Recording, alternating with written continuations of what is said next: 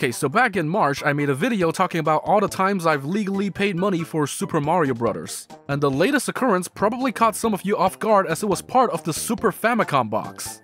As expected, some of the comments really want to know more about it, so here we are. What even is this thing?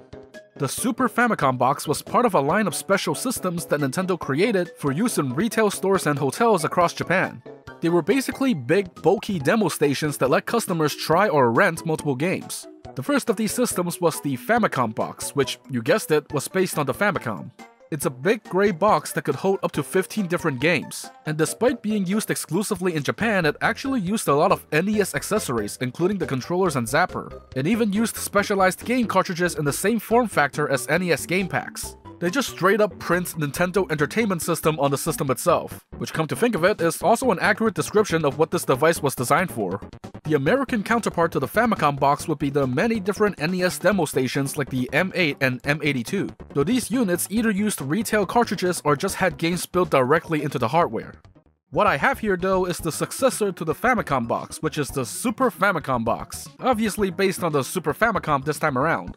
I actually won this from a Yahoo Japan auction. I saw a listing pop up one day and just thought it would be funny to bid on it, not expecting to actually win it at around $350 US. And this was before the cost to ship the thing, so that was fun. So let's dive into this thing together. What did I actually win for that price? Before we get to the unit itself, the auction also included photocopies of some documentation, including this advertising brochure aimed at Japanese hotels, showing hotel owners the features of the Super Famicom Box, how classy their premises would look with one, and how much more money they could earn, even offering a selection of different cabinets for housing both a TV set and a Super Famicom Box. It even shows a white variant of the Super Famicom Box, which as far as I know hasn't ever shown up in the wild.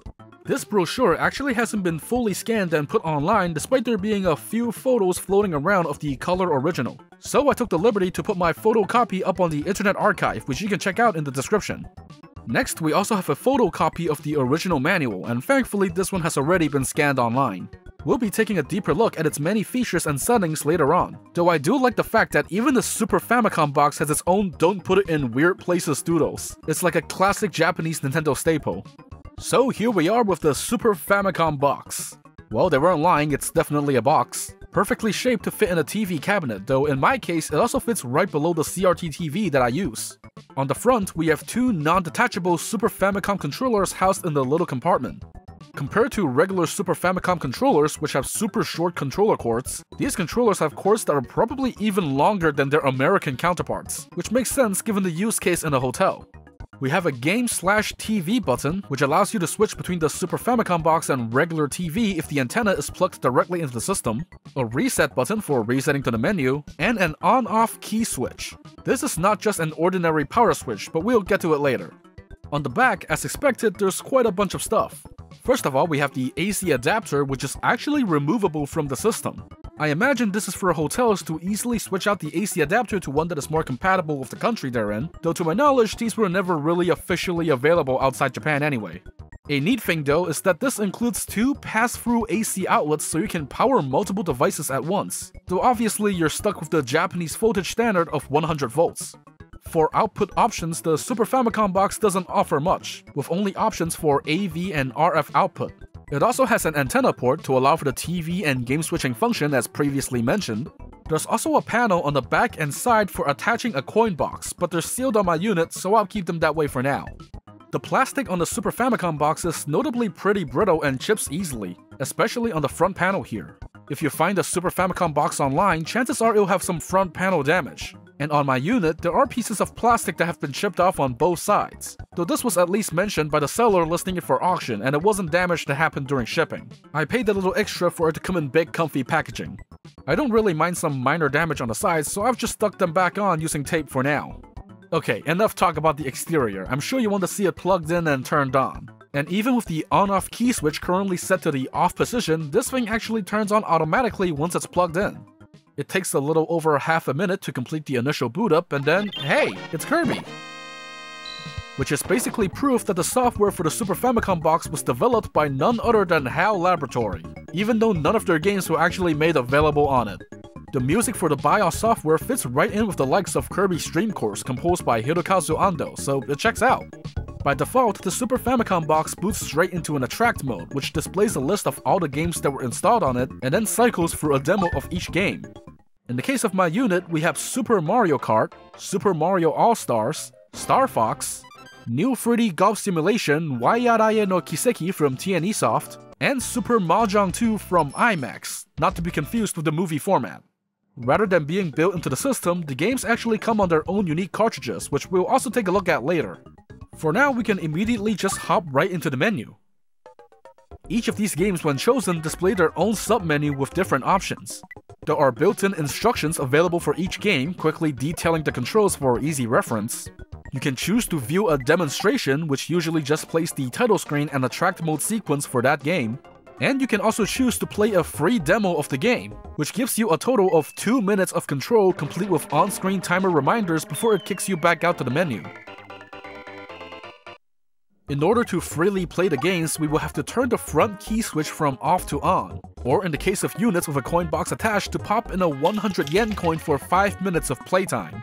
In our case, we would need a key, so say hello to the visitor key, which was included with my Super Famicom Box. If a hotel didn't want to attach a coin box to their system, I assume they would most likely have rented this key to customers for a fixed price so they can enjoy unlimited play. Not all Super Famicom boxes in the wild come with this key, and official keys are occasionally listed at ridiculous prices online, but thankfully aftermarket clones are available. The visitor key slots perfectly into the key slot and can just stay in place, acting as a knob to switch between on and off. By switching it to on, the 2-minute demo option disappears from the menu, and now we can freely enjoy all of the games on offer. They don't really differ from their retail counterparts at this point and work just as they should. For 2-player games like Super Mario Kart, the controllers actually aren't tied to specific player slots. Whichever controller was used to start the game from the menu will act as player 1, while the other controller will act as player 2. The game does temporarily keep save data for games like Super Mario All-Stars, so you can switch between games and not lose your progress. But once the key is switched back to off, all save data is reset.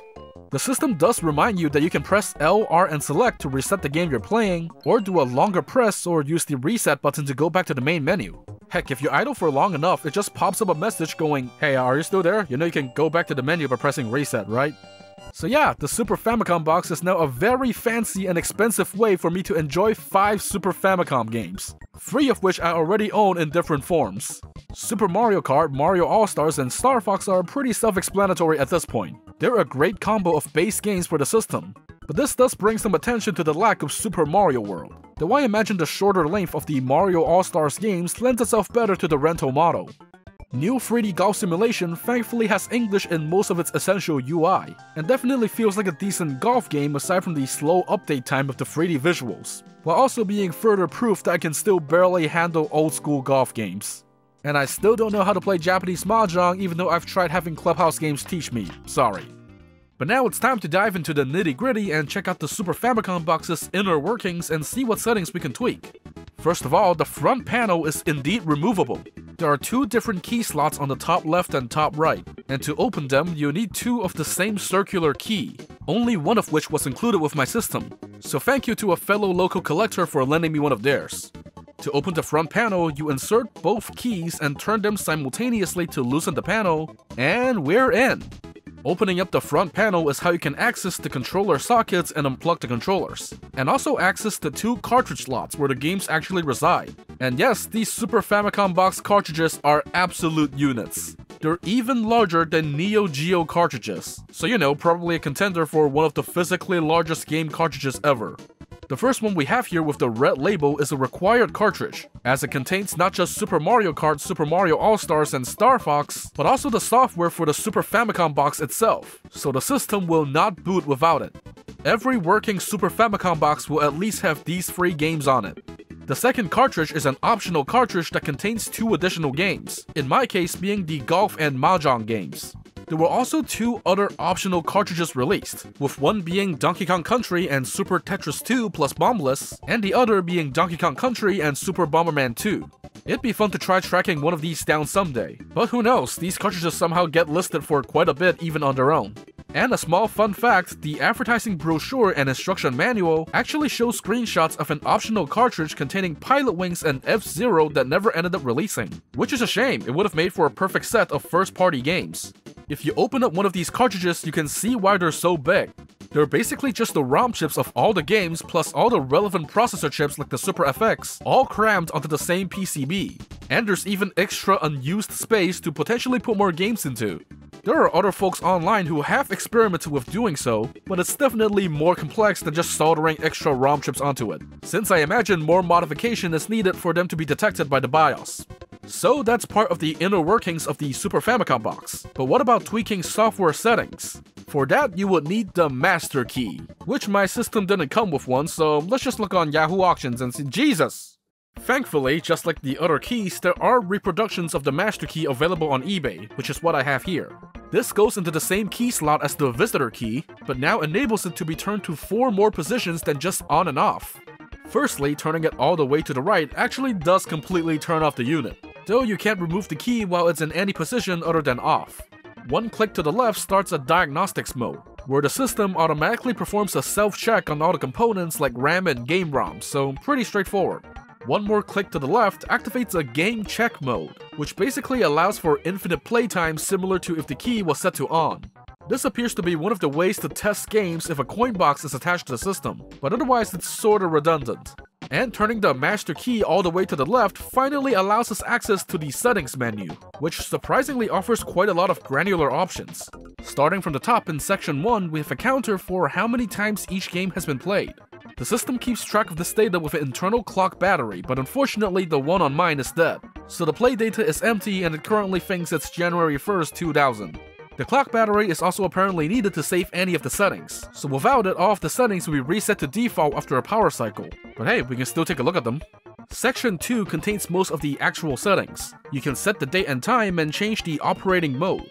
By default, it's set to allow free play using the visitor key, but you can also switch it permanently to free play without the need for a visitor key, or switch to coin box mode instead. It doesn't really do anything without the actual coin box attached, but it's still neat to see the screen. You can disable the free demo option outright, or change the time limit all the way up to 99 minutes if you're feeling extra generous. What was surprising to me though was how you can modify the attract mode loop that normally cycles through demos of the different games. You can change the order in which the game demos show up, remove them if you want, and even change the amount of time each screen and demo stays on for down to the second. Want the system to just stay on the Kirby title screen for 99 seconds and then show just 4 seconds of Mario Kart? No problem. Then you have section 3, which is for testing off the hardware inputs. You can perform input tests for both controllers, the 2 buttons on the front panel, the coin slot on the coin box if it's attached, and even test the different key switch positions to really ensure it's all in working order. And finally, section 4 is just some generic device information with an unknown counter. But yeah, that's about it for the Super Famicom box. A highly customizable system with its own interesting quirks and minimalistically stylish exterior. Of course, there's nothing this plays that a regular old Super Famicom can't, so this is very much just a collector's item today. And its game selection isn't as large compared to its Famicom counterpart, but I'd say the unique menu and relatively cheaper price compared to the Famicom box more than make up for it, if you're down to look around on Japanese auction sites to find potential listings. And hey, some of these systems are actually still in use in a few Japanese inns and hotels to this day, so it's really cool to see they've survived this long. The Super Famicom box was spiritually succeeded by services like LodgeNet that allow people to rent games from the SNES to GameCube era in their hotel rooms. And in 2008, a few Marriott hotels were outfitted with special Wii systems preloaded with games. But since then, there haven't been any specialized Nintendo systems designed for rental use. Unless you want to count the Joy Sound Festa karaoke kiosk, which is literally a Wii U in a fancy box. In the Switch era, I could imagine a scenario where hotel rooms would have been equipped with Switch docks, so you can easily play your Switch games on a hotel TV. But I guess there's not much in it for the hotels in this case. The 2000s pretty much marked the end of weird Nintendo systems for hotels. But it's cool to own a little piece of that history here, and I hope you enjoyed learning about it too. And now a moment of silence for Kirby, F-Zero, and Pilot Wings, whose games never got to be on the Super Famicom box. This is so sad.